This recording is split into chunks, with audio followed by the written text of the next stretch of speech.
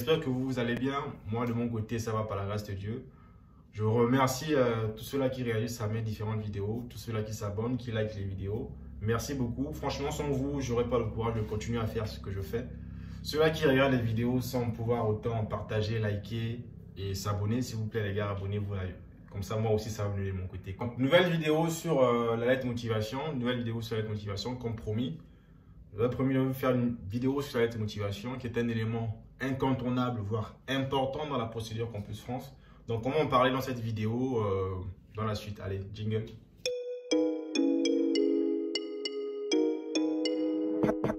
C'est avec toi.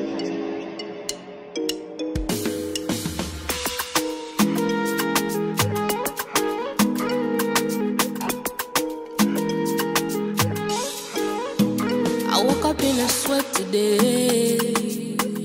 I woke up thinking, how am I gonna slay you? We live for the grind, for the payoff. You thought that someday the plan would take. Alors les gars, lettre de motivation. Il faut retenir que c'est un des éléments les plus importants de la procédure. C'est un élément incontournable, c'est un élément indispensable.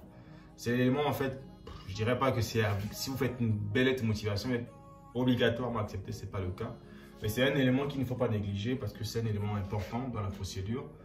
C'est par cet élément-là que les universités voient si vous êtes vraiment motivé ou pas, parce qu'on ne vous connaît pas. C'est un dossier qui vient vers eux, et eux, ils analysent ces dossiers-là pour savoir si vous êtes apte à intégrer leurs universités ou pas. Donc, élément important, élément indispensable, il ne faut pas négliger la lettre de motivation. La lettre de motivation est très importante lorsque on fait sa procédure Campus France. Donc, quels sont les éléments qu'on doit retrouver dans la lettre de motivation? Il y a essentiellement 4 éléments qu'on doit retrouver dans la lettre de motivation. Le premier élément, c'est évidemment pourquoi vous avez choisi cette formation, la formation que vous avez choisie dans l'université. Le deuxième élément, c'est évidemment pourquoi vous avez choisi cette université. Le troisième élément, c'est bien évidemment votre projet professionnel. Et le dernier, le quatrième élément, c'est évidemment le projet d'études. Donc, c'est les 4 éléments qu'il ne faut pas négliger lorsqu'on rédige sa lettre de motivation. Pourquoi le choix de l'établissement? Pourquoi le choix de la formation? Quel est le projet professionnel? Quel est le projet d'études? Donc, moi, quand je faisais ma procédure, je regardais des vidéos, je prenais des informations et j'ai vu vraiment, effectivement, que c'était un élément indispensable dans la procédure que j'entamais. Mais ce que je conseille aux gens, ce n'est pas de faire des copier-coller parce que ce qu'on a souvent tendance à faire, c'est d'aller sur Google, prendre des exemplaires et essayer de les adapter. Non. Soyez créatifs, soyez vous-même. Parlez de vous dans un premier temps parce qu'il y a un certain nombre de lettres permis. Je pense que c'est 2000 lettres à peu près. Mais ça vous permet au moins de faire un petit paragraphe et de vous présenter, de dire pourquoi vous avez choisi cette formation-là. Pour ceux-là qui sont pour ceux-là qui sont au lycée et qui voudraient faire, par exemple, qui ont choisi une licence en droit, vous dites pourquoi vous avez choisi ça. Mais au départ, n'oubliez pas de vous présenter d'abord. Tu te présentes, je m'appelle un tel, je m'appelle Moussouna Sophie, je suis gabonais, j'étais l'âge, etc., etc. Donc au départ, on se présente d'abord et on dit pourquoi on a choisi cette formation-là. Et par la suite, évidemment, pourquoi on a choisi cette université. Il va falloir vraiment être créatif dans la rédaction de sa lettre de motivation, en n'oubliant pas en tête de faire ressortir ces 4 éléments-là. D'être créatif, de parler de votre parcours, pourquoi vous avez choisi cette formation, pourquoi vous avez choisi l'établissement que vous avez choisi. Les éléments qui peuvent justifier votre choix sont multiples, hein, mais en général, il faut faire je vous conseille plutôt de faire des recherches sur les différentes villes que vous choisissez. Il est vraiment important de faire des recherches sur les différentes villes que vous choisissez. Quels sont par exemple les présidents de l'université? Quels sont les responsables de vos licences ou de vos masters? C'est souvent important de les mentionner dans votre lettre. Donc, lorsque tu écris à l'attention de quelqu'un. Ça peut être soit le responsable de ta formation, soit le président de l'université, etc., etc. Pourquoi tu as choisi la ville? Ça peut être parce que c'est une grande université ou parce que c'est une grande ville. En tout cas, tu dois être vraiment créatif et dire vraiment pourquoi tu as choisi. Quels sont mes petits conseils, comme je disais, faites vos recherches sur les villes que vous avez choisies. Faites les recherches sur les formations que vous avez choisies.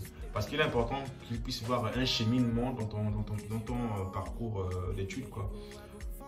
Donc, premièrement, tu dis ce que tu vas faire pendant ta licence et éventuellement ce que tu vas faire et de dire, parce que c'est un projet d'études, et de dire par la suite ce que tu vas faire en master.